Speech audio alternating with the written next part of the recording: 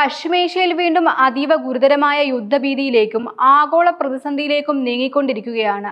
തുടർച്ചയായ 10-ാം ദിവസവും ഇറാനിലെ വിവിധ തന്ത്രപ്രധാന കേന്ദ്രങ്ങൾ ലക്ഷ്യമിട്ട് അമേരിക്കൻ സൈന്യം ശക്തമായ വ്യോമാക്രമണം തുടരുകയാണ്. പതിവ് പോലെ തെക്കൻ ഇറാനിലെ പ്രധാന മേഖലകളിലാണ് ഇന്നും വ്യാപകമായ ആക്രമണങ്ങൾ നടന്നിരിക്കുന്നത്. ഖ്വേഷം ദ്വീപ്, ബന്ദർ അബ്ബാസ്, സിറിക്ക്, ഇസ്തഫാൻ, കൊണാർക്ക് തുടങ്ങിയ തന്ത്രപ്രധാന പ്രദേശങ്ങളിൽ അമേരിക്കൻ ബോംബർ വിമാനങ്ങൾ വലിയ നാശനഷ്ടങ്ങളാണ് വിതച്ചത്. ഇതിനിടെ കൊല്ലപ്പെട്ട അമേരിക്കൻ സൈനികരുടെ രക്തത്തിന് ശക്തമായി പകരം ചോദിക്കുമെന്ന മുന്നറിയിപ്പുമായി US പ്രസിഡന്റ് ഡൊണാൾഡ് ട്രംപും ഇന്ന് രംഗത്തെത്തി. അമേരിക്കൻ സൈന്യത്തിന് നേരെയുണ്ടാകുന്ന ആക്രമണങ്ങൾക്ക് ഇറാൻ വലിയ വില നൽകേണ്ടി വരുമെന്നും അതിശക്തമായ തിരിച്ചടി തുടരുമെന്നും അമേരിക്ക വ്യക്തമാക്കിയിട്ടുണ്ട്.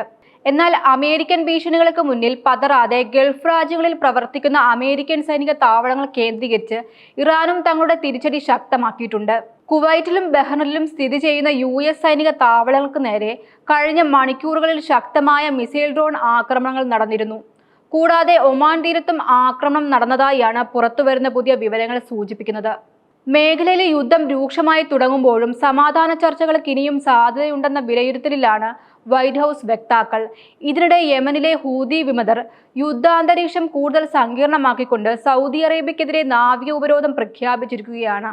കടൽ മാർഗമുള്ള സൗദിയുടെ ചരക്ക് നീക്കങ്ങൾ പൂർണ്ണമായും തടയുമെന്നാണ് ഹൂതികളുടെ ഭീഷണി. ഗൾഫ് മേഖലയിൽ തുടർച്ചയായി ഉണ്ടാകുന്ന ഇറാൻ ആക്രമണങ്ങളെയും സുരക്ഷാ ഭീഷണികളെയും സംബന്ധിച്ച് UN സെക്രട്ടറി ജനറലിനും UN രക്ഷാസമിതിക്കും ഖത്തർ ഔദ്യോഗികമായി കത്തയച്ചിട്ടുണ്ട്. അന്താരാഷ്ട്ര നിയമങ്ങളുടെ നഗ്നമായ ലംഘനമാണ് ഈ ആക്രമണങ്ങളെന്നും തങ്ങൾക്കുണ്ടായ ഭീമമായ നഷ്ടങ്ങൾക്ക് അർഹമായ പരിഹാരം നൽകണമെന്നും ഖത്തർ കത്തിൽ ആവശ്യപ്പെടുന്നു. ഒമാൻ തീരത്തുകൂടി കടന്നുപോകാൻ ശ്രമിക്കുന്ന ചരക്ക് കപ്പലുകൾ നിരന്തരം ആക്രമിക്കപ്പെടുന്ന പശ്ചാത്തലത്തിൽ കൂടിയാണ് ഖത്തർ ഐക്യരാഷ്ട്രസഭയെ സമീപിച്ചിരിക്കുന്നത്. ഒമാൻ പാത ഉപയോഗിച്ച് ഹോർമോസ് കടലിടുക്കിന് മേലെയുള്ള ഇറാന്റെ ആധിപത്യവും സ്വാധീനവും ദുർബലപ്പെടുത്താനുള്ള അമേരിക്കൻ തന്ത്രമായാണ് ഈ നീക്കങ്ങളെ ഇറാൻ വീക്ഷിക്കുന്നത്. അതേസമയം ഗൾഫ് രാജ്യങ്ങളിലെ ആക്രമണങ്ങൾ തടയുന്നതിനും സുരക്ഷ ഉറപ്പാക്കുന്നതിനുമായി പശ്ചിമേഷ്യൻ മേഖലയിൽ യുദ്ധവിമാനങ്ങളുടെയും സൈനിക സന്നാഹങ്ങളുടെയും എണ്ണം കുത്തനെ കൂട്ടുമെന്ന് അമേരിക്ക വ്യക്തമാക്കിയിട്ടുണ്ട്.